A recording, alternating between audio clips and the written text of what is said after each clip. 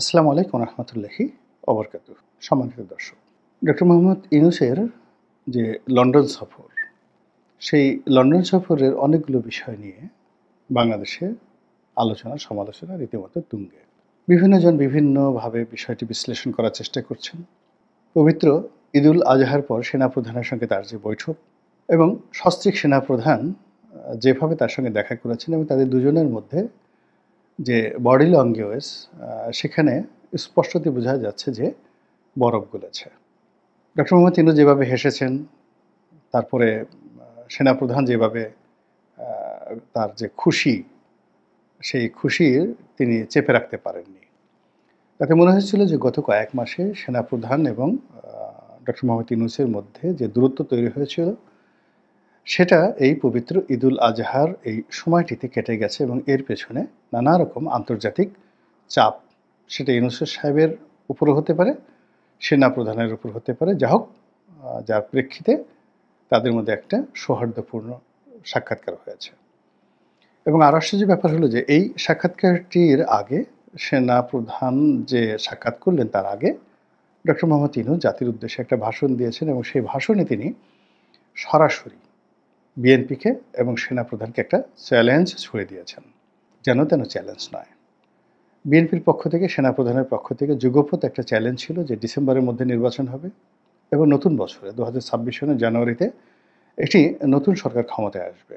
এটাকে একেবারে direct challenge দিয়ে ডক্টর মোহাম্মদ ইউনূস বললেন এপ্রিল মাসে নির্বাচন হবে, প্রথম সপ্তাহে। তো কোনো ইফ নেই, বাট নেই, কিন্তু নেই। বিএনপি তো রেগে আমি অস্থির, এটা কী ধরনের কথা। আবার অন্যদিকে সেনাপ্রধান এটার যে বিপরীতে যে প্রতিক্রিয়া দেখাবেন, সেই প্রতিক্রিয়া না দেখিয়ে তিনি বরং একটি সৌহার্দ্যপূর্ণ পরিবেশে ডক্টর মোহাম্মদ ইউনূসের সঙ্গে দেখা করলেন। এগুলো নিয়ে আলোচনা হচ্ছে। আবার এই আলোচনার পরে তিনি লন্ডনে যাবেন। সেখানে ব্রিটেনের যে রাজা, তিনি তাকে একটি পুরস্কার দেবেন। এবং যেহেতু ব্রিটেনের রাজা রাজকীয়ভাবে এই পুরস্কার দিচ্ছেন, এবং আপনি জানেন যে এই ধরনের পুরস্কারের ক্ষেত্রে ব্রিটেনের রাজার যে কোনো পুরস্কারের ক্ষেত্রে ব্রিটেনের যেমন একটা স্বার্থ থাকে, তেমনি আমেরিকার একটা গ্রিন সিগন্যাল থাকে। আমেরিকা কোনো একটি মানুষকে যখন সমর্থন করতে চায়, বড় করতে চায়, তখন তারা ৩-৪টি দেশ দিয়ে এই কাজটি করায়। প্রথমত ইংল্যান্ডকে দিয়ে তারা একটা অ্যাক্রেডিটেশন দেয়, রাজাকে দিয়ে, যেটি আব্বাসীয় খেলাফতের সময় সেই খলিফার দরবার থেকে হতো। তো এমনি আমেরিকা যা চায় সেটাকে সিল্ড করার জন্য, সিলমোহর লাগানোর জন্য তারা ব্রিটেনের যে রাজপরিবার, সেই রাজপরিবারকে ব্যবহার করে। দ্বিতীয়ত তারা কানাডাকে ব্যবহার করে, আমেরিকা কানাডিয়ান গভর্নমেন্ট এবং পার্লামেন্টকে ব্যবহার করে। এরপরে তারা অস্ট্রেলিয়াকেও ব্যবহার করে। এটা হলো আমেরিকার একটা পলিসি। তো সেক্ষেত্রে তিনি এই সময়টাতে কি করেছেন আমি জানি না, কতটা সফল হয়েছেন তা তো আমরা হাড়ে হাড়ে দেখতে পাচ্ছি। কিন্তু ব্রিটেনের রাজা তাকে পুরস্কার দিবেন। এখন সেই পুরস্কার কী জন্য দিবেন বাংলাদেশের? মানে ডক্টর মোহাম্মদ ইউনূসের ক্ষুদ্র ঋণের জন্য, 3G থিওরির জন্য, নাকি তিনি বাংলাদেশে একটা সফল গণবিপ্লব ঘটিয়েছেন এবং একটি বিপ্লবী সরকারের নেতৃত্ব দিয়ে 10 মাস এই সরকারটাকে চালিয়ে নিচ্ছেন, এই সফলতার জন্য আমরা কিচ্ছু জানি না। কিন্তু যেটা আন্দাজ করতে পারি সেটি হলো এই যে তাকে একটা পুরস্কার দেওয়া হচ্ছে, সারা পৃথিবীর গণমাধ্যমে এটি প্রকাশিত হবে, বিবিসি দৌড় দেবে, CNN দৌড় দিবে, ইকোনমিস্ট এগিয়ে আসবে, তারপর অন্যান্য যে সকল আরও বিখ্যাত পত্রিকা রয়েছে, আল জাজিরা তার পিছনে ছুটবে। এবং এটাই আমেরিকা চাচ্ছে এবং ডক্টর মোহাম্মদ ইউনূস চাচ্ছেন। এবং ডক্টর মোহাম্মদ ইউনূস মেন্টালি তিনি বাংলাদেশের সাংবাদিকদেরকে সাংবাদিকই মনে করেন না। এদের সাথে কথা বলা তার রুচিতে বাধে। এই জন্য তার যদি কোনো কথাবার্তা বলতে হয়, তিনি সবসময় আন্তর্জাতিক গণমাধ্যমে কথা বলতে অভ্যস্ত এবং ওটাকে তিনি মেনে নেন। এমনকি শেখ হাসিনা তার বিরুদ্ধে বাংলাদেশে এত কিছু বলেছেন, তিনি কখনো কোনো সাংবাদিকের কাছে বলেননি যে আমাকে নিয়ে 2 কলম লিখো, বা তার যে মিডিয়া সেল, সেই মিডিয়া সেল বাংলাদেশের কোনো সংবাদপত্রের সঙ্গে ওইভাবে যোগাযোগ করার চেয়ে তারা বরং আন্তর্জাতিক গণমাধ্যমের সঙ্গে যোগাযোগ রক্ষা করেছেন। তো এই যে ডক্টর মোহাম্মদ ইউনূসের আন্তর্জাতিকতা, মানে তিনি যদি বিদেশের মাটিতে বসে 1 কাপ চাও খান, এটি বাংলাদেশে ঘি পোলাও এসে তার কাছে উপাদেয়। তিনি যদি হোয়াইট হাউসের একজন অধস্তন কর্মকর্তা তার সঙ্গে তিনি বৈঠক করেন কোনো একটা ক্যাফেটেরিয়াতে বসে। ওটা তার কাছে এতটা গুরুত্বপূর্ণ যে বাংলাদেশের যেকোনো রাজনৈতিক দলের হর্তাকর্তার সঙ্গে তার বৈঠক এসছে, ওটাকে তিনি গুরুত্বপূর্ণ মনে করেন।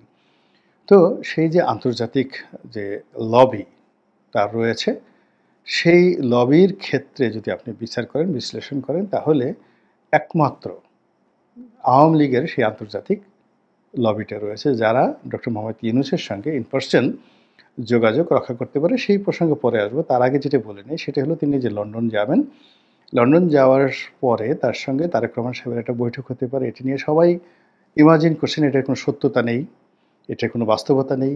বিএনপির পক্ষ থেকে কিছু বলা হয়নি, ডক্টর মোহাম্মদ ইউনূসের পক্ষ থেকে কিছু বলা হয়নি, কিন্তু আমরা আশা করছি। ফলে আমরা বানিয়ে বানিয়ে নানা রকম কাব্য তৈরি করছি, শিল্প সাহিত্য তৈরি করছি যে ডক্টর মোহাম্মদ ইউনূসের সাথে তারেক রহমান সাহেবের একটা বৈঠক হবে, তারপরে বিশাল কিছু একটা হবে। এটা জাস্ট আমাদের একটা কল্পনা, কিন্তু এটা আদৌ হবে কি হবে না এটা আমরা কিচ্ছু জানি না, এবং হওয়ার সম্ভাবনা চাইতে না হওয়ার সম্ভাবনাটা খুব বেশি। এই গেল ডক্টর মোহাম্মদ ইউনূস ভার্সেস তারেক রহমান। কিন্তু যেটি আমরা কল্পনা করিনি, আমাদের মস্তিষ্কে যেটা আসেনি, সেটি হলো শেখ হাসিনার বোনের মেয়ে, ব্রিটিশ সংসদ সদস্য, প্রায় 4 বার যিনি এমপি হয়েছেন, এবং ব্রিটিশ সরকারের একজন গুরুত্বপূর্ণ মন্ত্রী ছিলেন, খুবই গুরুত্বপূর্ণ মন্ত্রী ছিলেন, এবং বর্তমান যিনি প্রধানমন্ত্রী রয়েছেন তার খুব ঘনিষ্ঠ বন্ধু, সেই টিউলিপ সিদ্দিকী নাটকীয়ভাবে, ড্রামাটিক্যালি একটা চিঠি লিখেছেন ডক্টর মোহাম্মদ ইউনূসকে। চিঠির ভাষা খুবই চাতুর্যপূর্ণ, খুবই প্রফেশনাল, এবং এই চিঠিটি ডক্টর মোহাম্মদ ইউনূসের জন্য একটা লায়াবিলিটিস হয়ে পড়েছে, ইতিবাচক এবং নেতিবাচক অর্থে। নেতিবাচক হলো যে চিঠিতে টিউলিপ সিদ্দিকী তাকে একবারও অন্তর্বর্তীকালীন সরকারের চিফ অ্যাডভাইজার বা রাষ্ট্রপ্রধান বা সরকার প্রধান কোনো কিছু সম্বোধন করেননি। তার কাছে যে সকল অভিযোগ করেছেন, যে সকল কথাবার্তা বলেছেন, তাতে ডক্টর মোহাম্মদ ইউনূসের যে কর্মকাণ্ড, তার সরকারের কর্মকাণ্ডকে তিনি চ্যালেঞ্জ করে দিয়েছেন। তো এই চিঠির ভাষা তার জন্য অবমাননাকর। এই গেল এক। দ্বিতীয়ত, তিনি এই চিঠিটি লিখেছেন on behalf of British parliament, অর্থাৎ তিনি ব্যক্তি টিউলিপ সিদ্দিকী নন। তিনি সেখানে উল্লেখ করেছেন তার রাজনৈতিক পরিচয়, তিনি বর্তমানে সংসদ সদস্য, এবং he is representing the British government and British parliament. তো ব্রিটিশ পার্লামেন্টের একজন member of parliament doctor Mohammad ইউনূসের সঙ্গে সাক্ষাৎ করার জন্য একটা চিঠি লিখেছেন, সেটা যে ভাষায় হোক না কেন, এটা যদি ডক্টর মোহাম্মদ ইউনূস রিফিউজ করেন, এটি ব্রিটিশ জাতির আত্মাভিমানে লাগবে। ব্রিটিশ এবং আমেরিকান তাদের সঙ্গে যারা কাজ করেছেন, মূল ব্যাপার হলো তাদের দেশের যদি আপনি একটা রাস্তার ছোট প্রাণীকে অপমান করেন, সেই অপমানের প্রতিশোধ নেওয়ার জন্য তারা যে কোনো মাটিকে ধুলায় মিশিয়ে দিতে পারে, এবং এটাই তাদের আভিজাত্য। এবং যখন যে রাষ্ট্র ক্ষমতায় থাকে, তারা সবসময় এইভাবে তাদের আভিজাত্য তারা ফুটিয়ে তোলে। যেমন দেখা গেল মুসলমানরা খুব যখন ক্ষমতাধর, তখন হাজ্জাজ বিন ইউসুফের একটা চিঠির মর্যাদা দেয়নি সিন্ধু রাজদাহির, এই জন্য তিনি সিন্ধু দখল করে নিয়ে গেলেন। আবার দেখা গেল যে গজনীর সুলতান মাহমুদ, তো তিনি ভারত আক্রমণ করেন একের পর এক। তো এর পেছনে দেখা গেল যে তার কথা কেউ মানেনি। তো এরকম অসংখ্য ঘটনা রয়ে গেছে। তো সেইভাবে ব্রিটিশ আমেরিকানরা এখন মনে করে they are the Lord of the Rings, তারা সারা পৃথিবী শাসন করছেন। তো কাজেই তাদের যে কোনো একটা নাগরিক, এমপি তো দূরের কথা, মন্ত্রী তো দূরের কথা, যে কোনো একটা নাগরিক তাকে কোনো একটা রাষ্ট্র যদি অপমান করে, কষ্ট দেয়, তাহলে সেই রাষ্ট্রের বিরুদ্ধে তারা রীতিমতো যুদ্ধ ঘোষণা করে। তো সেই দিক থেকে টিউলিপ সিদ্দিকী যে চিঠিটা লিখেছেন, এটিকে ডক্টর মোহাম্মদ ইউনূস কীভাবে মূল্যায়ন করবে, তার উপর ব্রিটিশ সরকারের সঙ্গে তার সম্পর্ক নির্ভর করবে। এইরকম একটা কূটনৈতিক জটিলতায় টিউলিপ সিদ্দিকী তাকে ফেলে দিয়েছেন, এবং সেটি নিয়ে এখন আলোচনা হচ্ছে। তো কই বিএনপির সঙ্গে আলোচনা হবে সেটা বাদ দিয়ে এখন টিউলিপ সিদ্দিকের সঙ্গে আলোচনা হবে, কি হবে না ইত্যাদি নিয়ে কথাবার্তা হচ্ছে। অর্থাৎ ঘুরে ফিরে আমরা আওয়ামী লীগকে, টিউলিপ সিদ্দিকী, ডক্টর মোহাম্মদ ইউনূসকে আবার একই সমীকরণে আনতে বাধ্য হচ্ছি। এবং ডক্টর মোহাম্মদ ইউনূসের যারা কঠোর সমর্থক, তারা নানা রকম ব্যঙ্গ করছেন। টিউলিপ সিদ্দিকী যদি তার কাছ থেকে তার কাছে পা ধরে মাপ চায়, কান ধরে উঠা বসা করে তার নামে, মানে ডক্টর মোহাম্মদ ইউনূসের সামনে, তো এইরকম কথাবার্তা বলা হচ্ছে। কিন্তু যেভাবেই আপনি বলেন না কেন, আলোচনাটা তারেক রহমান ভার্সেস ডক্টর মোহাম্মদ ইউনূস এখান থেকে সরে গিয়ে tulip Siddiqui versus doctor Mohammad Yunus হয়ে গেছে। This is one. Second thing হলো, বাস্তবভাবে আপনাকে জানতে হবে বর্তমান ফ্রান্সের যে প্রেসিডেন্ট ইমানুয়েল ম্যাক্রো, তার সঙ্গে শেখ হাসিনার ব্যক্তিগত বন্ধুত্ব সম্পর্ক আপনারা সবাই জানেন, এবং তার সঙ্গে ব্যবসায়িক সম্পর্ক, পারিবারিক সম্পর্ক সব মিলিয়ে ইমানুয়েল ম্যাক্রো সঙ্গে ডক্টর মোহাম্মদ ইউনূসের সম্পর্ক আছে। কিন্তু যখন শেখ হাসিনার প্রশ্ন আসছে, তখন ইমানুয়েল ম্যাক্রো ডক্টর মোহাম্মদ ইউনূসকে ওভাবে সম্মান করেননি। অতি সম্প্রতি ফ্রান্সে একটা বৈঠক হওয়ার কথা ছিল, এবং সেই বৈঠকে তিনি সাইড লাইনে ম্যাক্রোর সঙ্গে একটা বৈঠক করার চেষ্টা করেছেন, কিন্তু ম্যাক্রো সেটা অ্যাভয়েড করেছেন।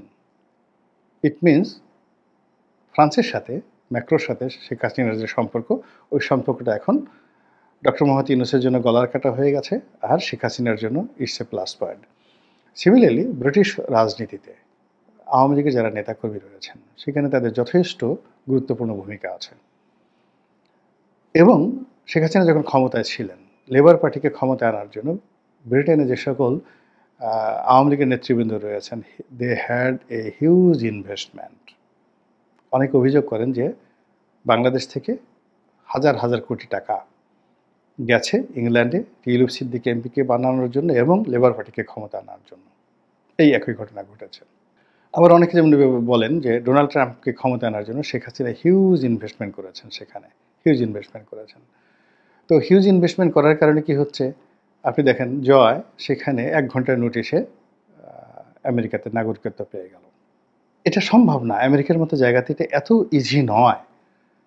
এবং আমেরিকার মতো জায়গাতে যেখানে আমরা বলছি যে সে 10,000 কোটি টাকা, 20,000, 50,000, যে যার মতো করে 1 লক্ষ কোটি টাকা জয় পাচার করেছে, কিন্তু যেখানে ডোনাল্ড ট্রাম্পের টাকার লেনদেন নিয়ে মামলা হয়, যেখানে সামান্য একটু অ্যাকাউন্টিং গণ্ডগোলের কারণে মার্ক জাকারবার্গ, ফেসবুকের মালিক, তাকে আদালতে দাঁড়িয়ে থাকতে হয়, যেখানে ইলন মাস্ককে ছিটকে পড়তে হয় ডোনাল্ড ট্রাম্পের প্রশাসন থেকে, যেখানে বিল গেটস থেকে শুরু করে অ্যাপেল, তাদের বিরুদ্ধে মামলা হয়, তার আগে আদালতে দাঁড়িয়ে থাকেন হাত জোড় করে। তো সেখানে জয় বাংলাদেশ থেকে 1 লক্ষ কোটি টাকা সেখানে নিয়ে গেছেন যদি সত্য হয়, তাহলে তিনি এখনও কেন অ্যারেস্ট হননি, তাকে কেন জেলে যেতে হয়নি, এফবিআই কেন তাকে ব্যবস্থা নিচ্ছে না?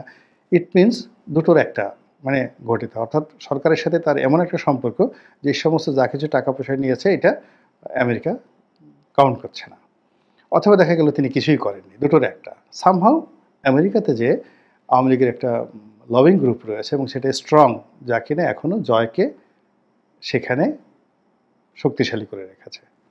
একইভাবে কানাডাতে পুতুলকে শক্তিশালী করে রেখেছে। অনেক কথা বলা হচ্ছে কানাডাতে এত টাকা পাচার করছে ইত্যাদি ইত্যাদি, কিন্তু পুতুলের বিরুদ্ধে কোনো ব্যবস্থা তো হয়ই নাই, উল্টো তাকে WHO-তে একটা বড় পদে দেওয়া হয়ে গেল। তো শেখ হাসিনার সাথে আওয়ামী লীগের সাথে ভারতের সম্পর্ক, তার সঙ্গে সঙ্গে ফ্রান্সের সম্পর্ক, ফ্রান্সের পরে ইংল্যান্ডের সাথে তার যেটা পারিবারিক সম্পর্ক, এবং আরও একটা ব্যাপার হলো নিউজিল্যান্ড বা ফিনল্যান্ডের এক মন্ত্রী মেয়ে বিয়ে করেছেন শেখ রেহানার ছেলে ববি, এবং ফিনল্যান্ডের পুরো রাজনীতির নিয়ন্ত্রক ওই পরিবারটি। তাহলে কি হলো দেখেন, France, Finland, England, America, Bharat, এইগুলো যে রাষ্ট্র যার সঙ্গে পারিবারিক একটা সম্পর্ক আওয়ামী লীগ এবং শেখ হাসিনা গড়ে তুলেছে। এর বাইরে ভুটান যদি ধরেন, এখন ভুটানের যে রাজা জয়ের সরাসরি ক্লাসমেট। ভুটান দেন একেবারে কোনো দেশে যদি না হয়, ভুটানের যে রাজা সেখানে তো সব কিছু তাদের আন্ডারে, জয়ের ক্লাসমেট, সরাসরি ক্লাসমেট, তারা একসাথে পড়াশোনা করেছেন হার্ভার্ডে। এই গেল ভুটানের কথা।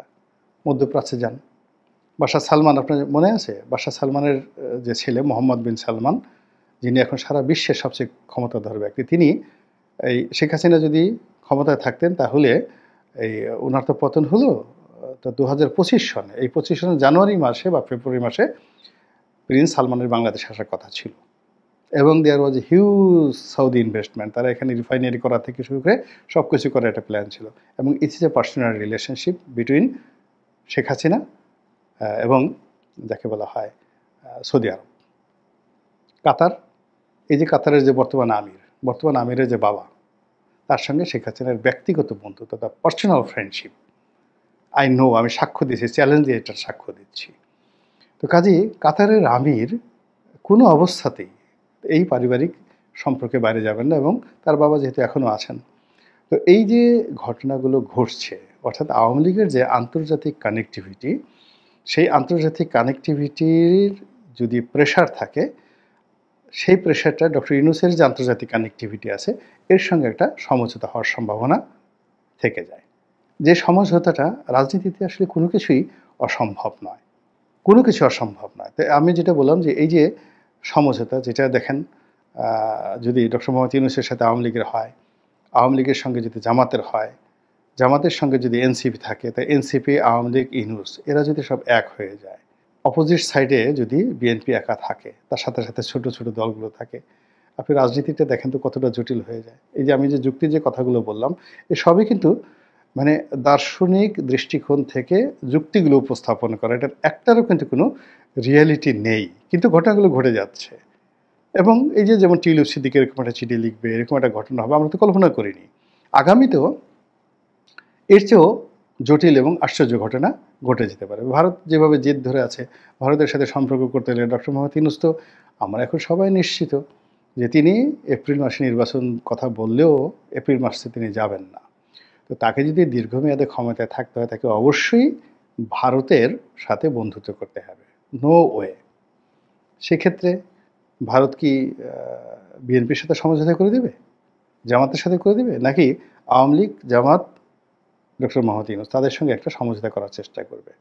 এবং এই পুরো প্রক্রিয়াটি এমন একটা জটিল অবস্থা তৈরি করেছে রাজনীতিতে, যেখানে এই সময় যদি চাণক্য থাকতেন কিংবা এই সময় যদি সেলুকাস থাকতেন, তাহলে আলেকজান্ডার কি বলতেন বা চাণক্যের যে বস চন্দ্রগুপ্ত মৌর্য কি বলতেন, একমাত্র আল্লাহ জানেন। আল্লাহ আমাদের সবাইকে হেদায়েত দান করুন এবং হেফাজত করুন। আসসালামু আলাইকুম ওয়া রাহমাতুল্লাহি ওয়া বারাকাতুহু।